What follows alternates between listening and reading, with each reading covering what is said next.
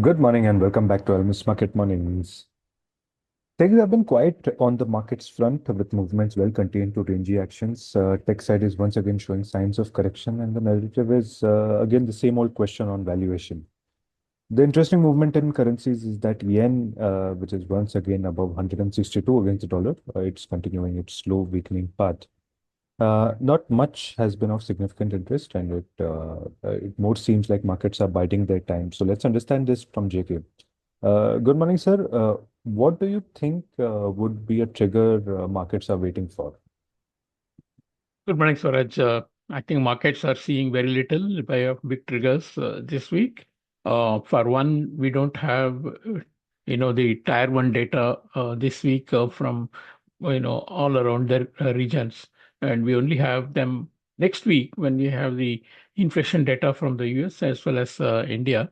Of course, we do have some, data on which is considered to be tier two. The ISM services, though it is considered as an important indicator on a forward-looking basis, but still, it did not throw any fresh light on U.S. economy, coming slightly lower than last month, but a robust picture on employment and also the prices paid coming down substantially to a 4-month low. Now, again, these are well known.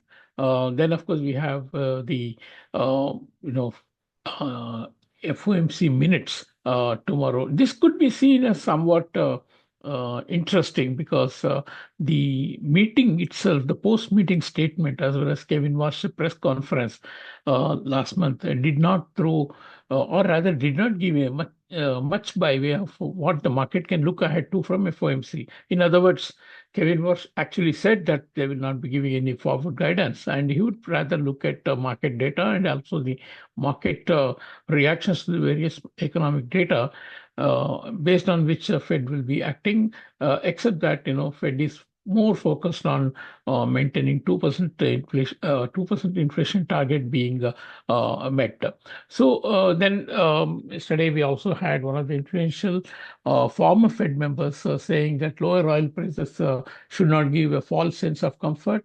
And particularly, he was referring to the fact that core inflation still remains very high, which actually strips down the oil influence in the overall inflation. So, if you look at the other side, you also have the geopolitical event of the NATO summit beginning next week, which again market will be focusing on because the leaders are expected to discuss higher defense spending, and then the alliance between the major partners in Europe and US, as well as discussions about Ukraine, where the war is still ongoing.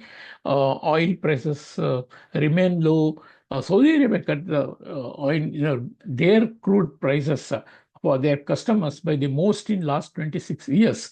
Now the oil producing companies have a glut of oil to sell, and the prices have come off sharply from their highs. And I think this is another development that the market is looking at. Although prices have already come down, not much reaction again.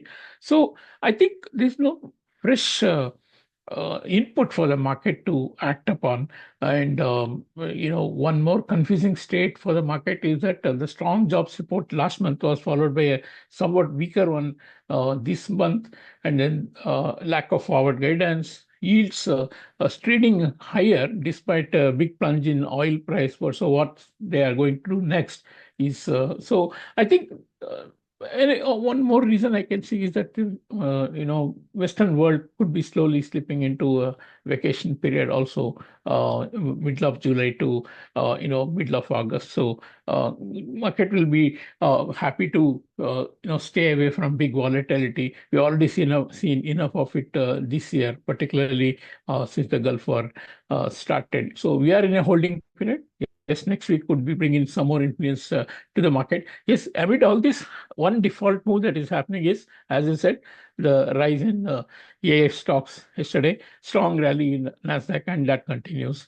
If you look at the domestic market also, I would say somewhat the market is once again in a fix.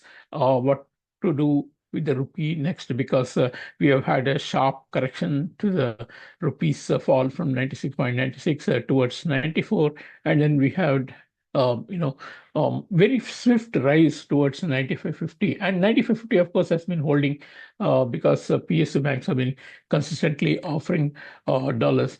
Of course, it is disappointing for rupee bulls that sentiment has turned negative so quickly, despite flows which should eventually be happening, and other fundamentals remain quite in favor of India. So we expect rupee to be continued to be defended at 95.50, where RBI has drawn a line. One thing that the market could be looking at is how long the RBI will sell the dollars. Because if you look at the RBI's reserves, net overall reserves is now around 560 billion only. This is well off the peak that we have seen closer to 700 nearly a year back. This is because of the large scale intervention that they have done. So that point, that can be a vulnerable point for the rupee, which can encourage speculative push towards 96. But if in such a scenario can prompt further regulatory policy measures, particularly steps to make equity investment more attractive and facilitate higher FI inflows. Although we now remain alert to the possibility of these two things, a sudden spike in USD followed by a policy response.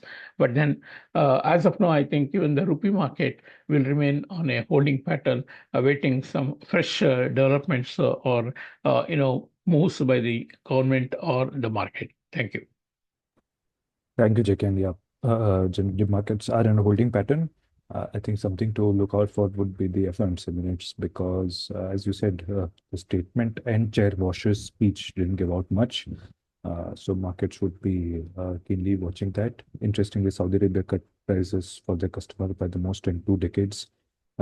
This, of course, is very well discounted because oil prices have seen this significant fall. But that's also one thing for interest. Overall, generally, we are waiting for some fresh developments to see what could be a market move. But that's it from us today. Thanks for listening. We will catch up tomorrow with the fresh round of updates.